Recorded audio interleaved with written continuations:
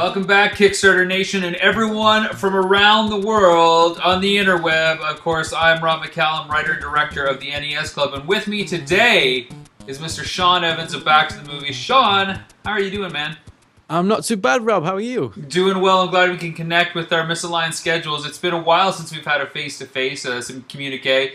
Basically, I think a few days before we launched, and all of a sudden I said, I'm launching early! I'm launching early, Sean! Get ready for the storm to hit. What are your thoughts on that? Boy, did it hit. I mean, the first few days straight into the Kickstarter there, it was just plugging it. And we got through to quite a big audience pretty quickly. And the results pretty much speak for themselves. Look at that Kickstarter. We are on the way to getting fully funded. Yes, we're doing very well. I'm very thankful for everybody who's found the love for this project.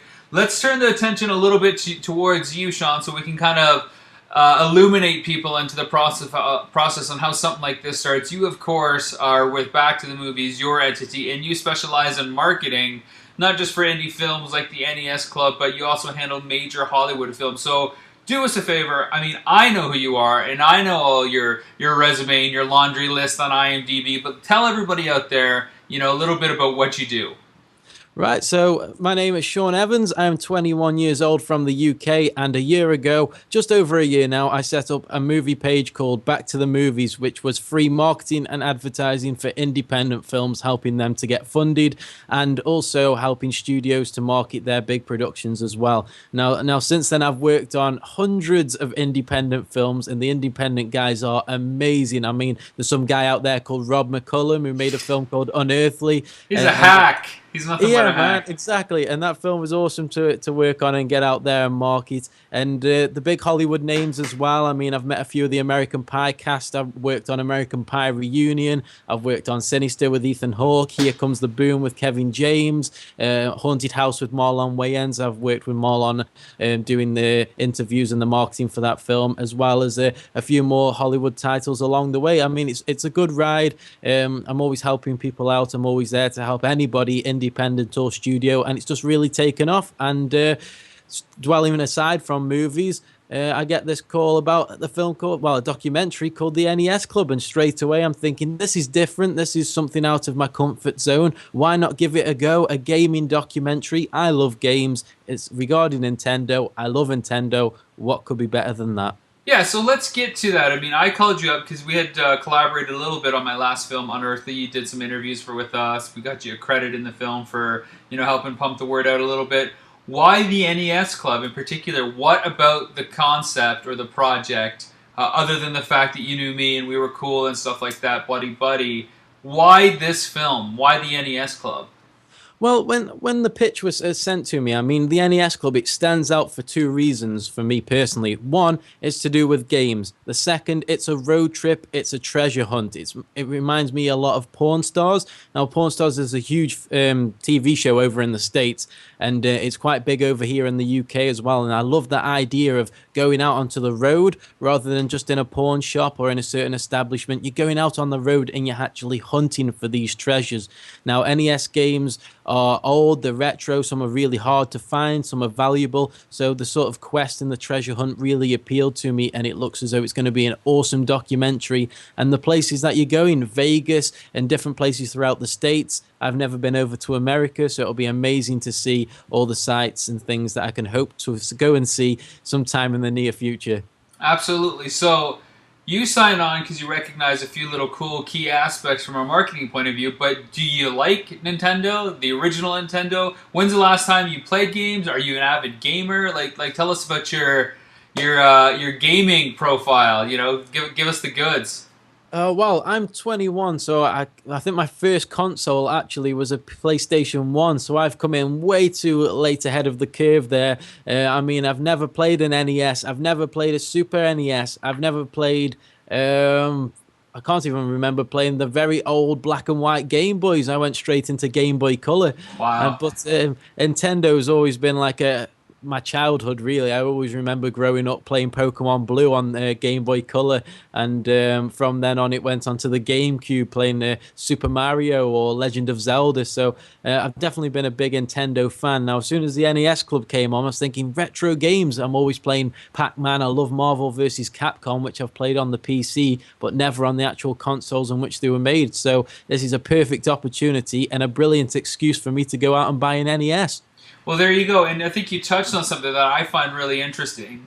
You didn't grow up with the NES like I did, or the Super NES. You came kind of like mid 90s into the whole gaming scene, but you've got the retro bug. A lot of people have been bitten by this 8-bit insect, if you will, that's going around and swarms all over the world, and people are driving back to the stuff from the 80s and from the 70s and early 90s. So I think it's interesting that someone who even missed out on that era, who doesn't have the nostalgic memories, has that itch, has that hunger and appetite to learn about what it is, that insatiable, craving to jump into that era, and that's kind of what I want to understand. Why? What is it about that's so alluring to people? I mean, people that grew up with it, you can almost kind of maybe extrapolate stuff, but people that didn't grow up with it, is it just the buzz? Is it not? The question I got for you, man, is like, what's the biggest thing you're looking forward to in this doc? Well, to be fair, I mean, I grew up in a generation where gaming was advancing with every year. I mean, the Game Boys involved into the Game Cubes, the PlayStation 1, the PS2, the PS3. I've grown up into like a world of HD gaming. Now, as soon as you mentioned the NES to me, it's the birth of gaming. It's the original 8-bit games that really appeal to me. It's what dragged gaming to where it is today. And without those games, there would be none of these consoles out at the moment. There would be no games as amazing as they were back then. I mean, if you think about it now, you've got games like Call of Duty, you've got your Forzas, you've got your Gran Turismos. They look pretty. The games are okay in the gameplay wise, but compare it to some retro games. I'm a retro nut now. I've really been dragged into this. I mean, even a game like Pac-Man or Snake on a mobile phone could keep me occupied for hours, rather than a HD game like Gran Turismo, where I'm just driving around different tracks, getting a little bored. And it's just this retro aspect about it that really drags me in, and it's a hell of a lot more enjoyable than HD games now. I'll get a lot of abuse for that, but that's just how I feel.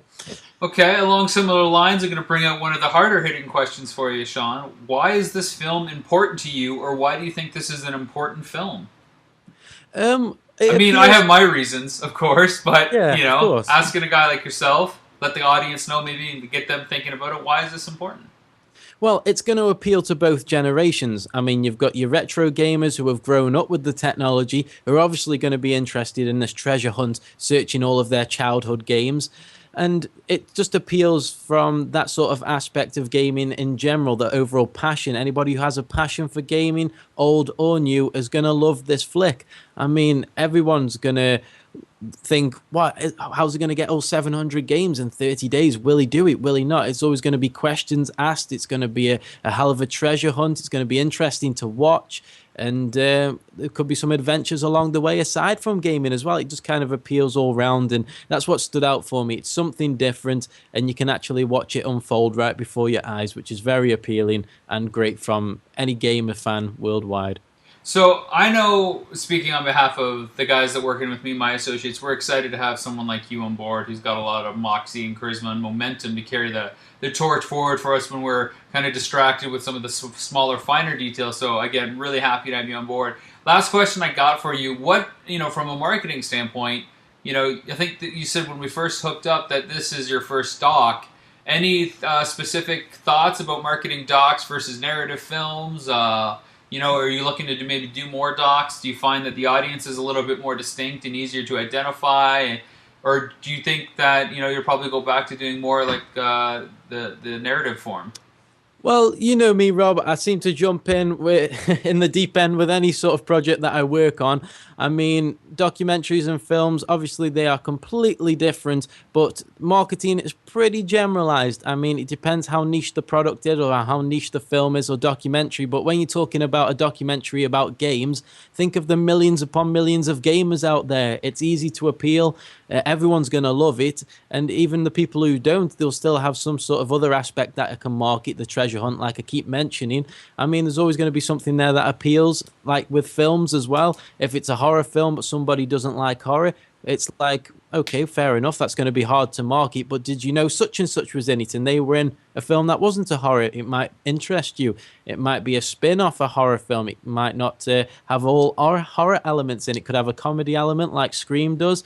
It could have a blend of elements. So it's always going to be interesting marketing anything that you throw at me there, Rob. But a documentary is going to be interesting to work on. I mean, it is my first one, but it's the same as always. We find an audience, we target it, and we hopefully get it funded. Well, the cool thing with this one, you know, we're pretty early. We're in our infancy, and we've already got a lot of big names on this, Sean. We've got Walter Day, we've got Rudy Ferretti and Todd Rogers, both like championship gamers. We got Johnny Millennium, the Happy Console Gamers. We just got Billy and Jay from the Game Chasers.